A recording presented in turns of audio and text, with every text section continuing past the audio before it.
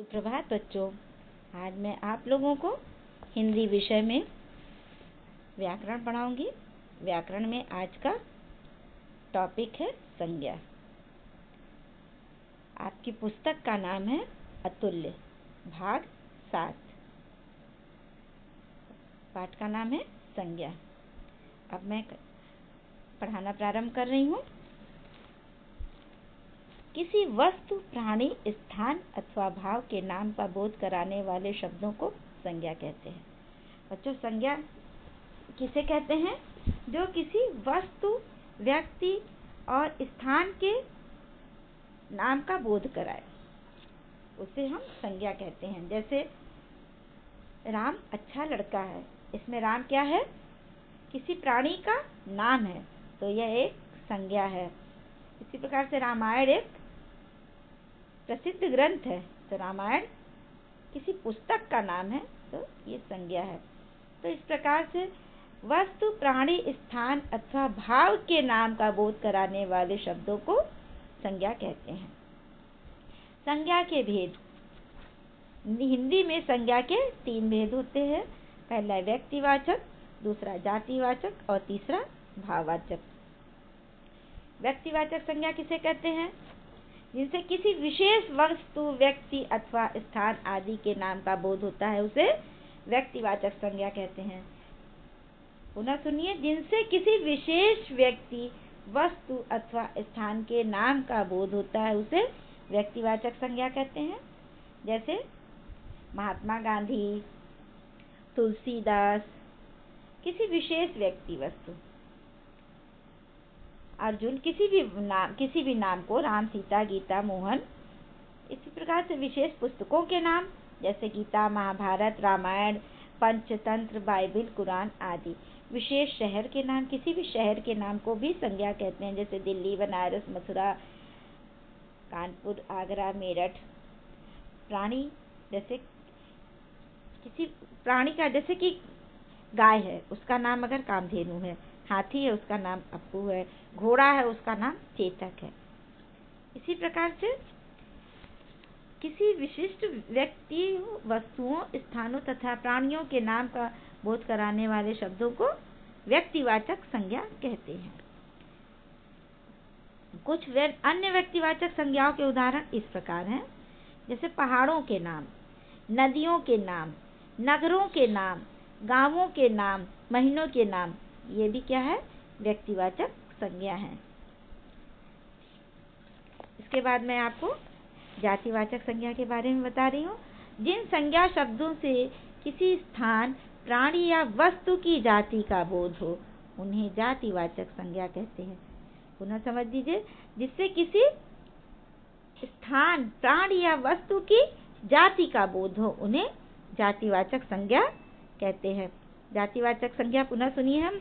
जिन संज्ञा शब्दों से किसी स्थान, प्राणी या वस्तु की जाति का बोध हो, उन्हें जातिवाचक संज्ञा कहते हैं। जैसे स्थान का नाम, डाकघर, गांव, शहर, बाजार आदि। प्राणियों के नाम, हिरन, घोड़ा, चीता, गाय, बिल्ली, लड़का, लड़की, कबूतर, शेर आदि। वस्तुओं के नाम, दूध, दाल, मेज, कलम, कुर्सी आदि। ये मैंने आपको जातिवाचक संज्ञा के बारे में बताया है। अब जातिवाचक संज्ञा के भेद होते हैं। जातिवाचक संज्ञा के 2 भेद होते हैं। पहला द्रव्यवाचक संज्ञा और दूसरा समूहवाचक संज्ञा। द्रव्य मतलब कि कोई भी सामान, जैसे अभी हम आपको बता रहे हैं। जिन संज्ञा शब्दों से द्रव्य अथवा पदार्थों के नाम का बोध होता है, उन्हें द्रव्यवाचक संज्ञा कहते हैं। जैसे तेल, पेट्रोल, सोना, चांदी, पीतल, तांबा, घी, दूध आदि, ये द्रव्य हैं, ये पदार्थ हैं। तो जिन संज्ञा शब्दों से द्रव्य अथवा पदार्थों के नाम का बोध होता है, उन्हें द्रव्यवाचक संज्ञा कहते हैं।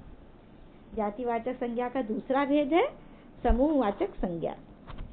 जो संज्ञा शब्द किसी समूह अथवा समुदाय का बोध कराएं, उन्हें समूहवाचक संज्ञा कहते हैं। समूह मतलब जहाँ बहुत सारे लोग हों। जैसे कक्षा में एक बच्चे नहीं रहते ना, कई बच्चे रहते हैं, लेकिन हम उसको कक्षा कहते हैं क्योंकि वहाँ बहुत सारे लोग हैं। ये समूह है।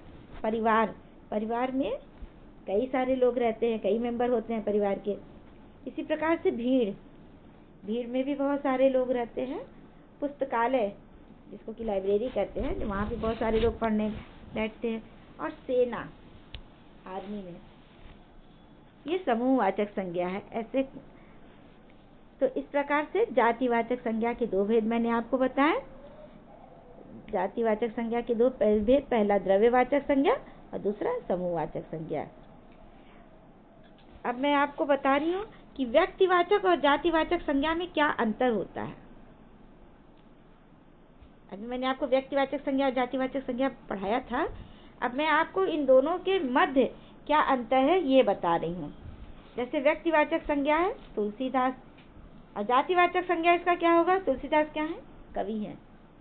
इसी प्रकार से महात्मा गांधी पुरुष हैं, कल्पना चावला स्त्री है, जातिवाचक संज्ञा।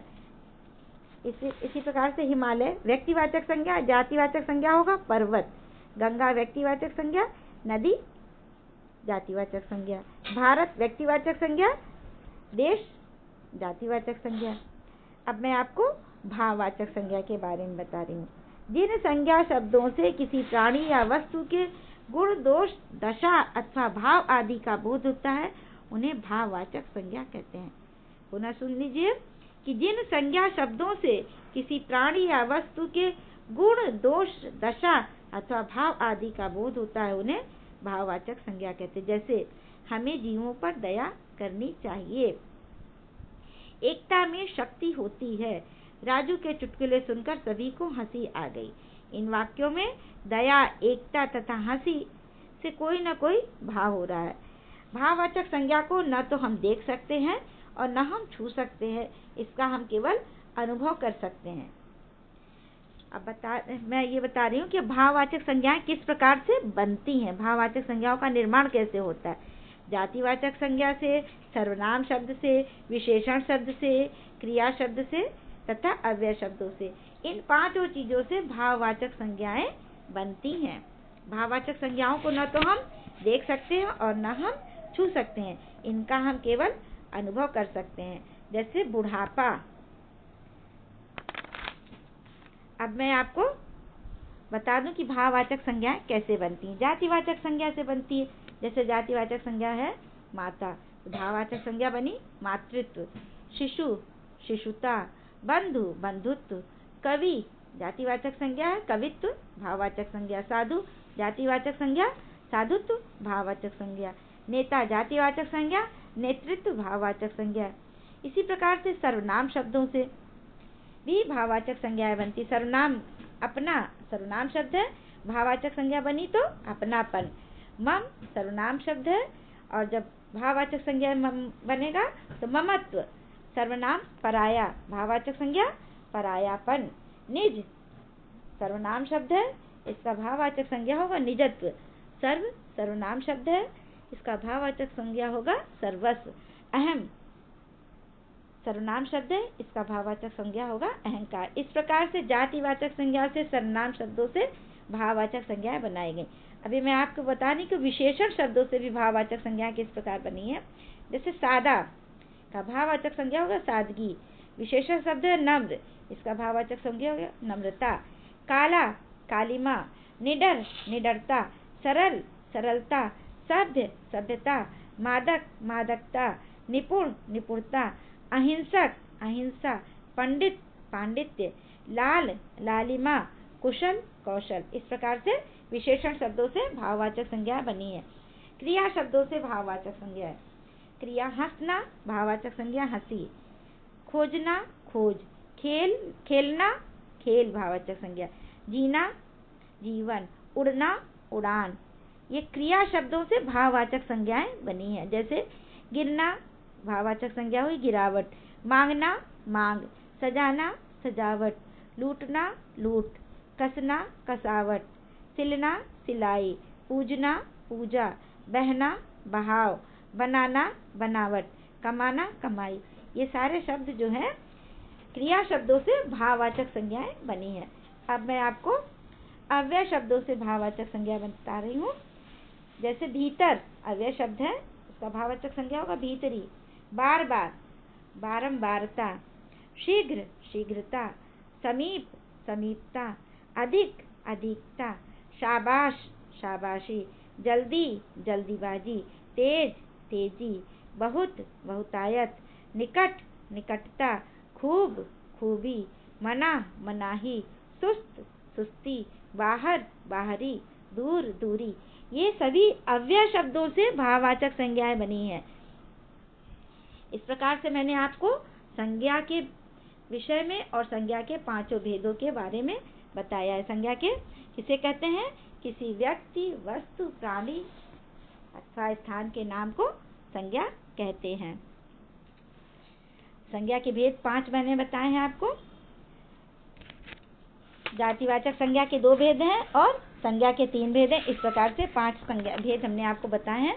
अब मैं आपको गृह कार्य दे रही हूँ। गृह कार्य में मैंने पहला प्रश्न दिया है आपको रिक्त स्थानों की पूर्ति करना। दूसरा शब्द मैंने दिया है निम्नलिखित शब्दों से भाववाचक संज्ञाएं बनाइए।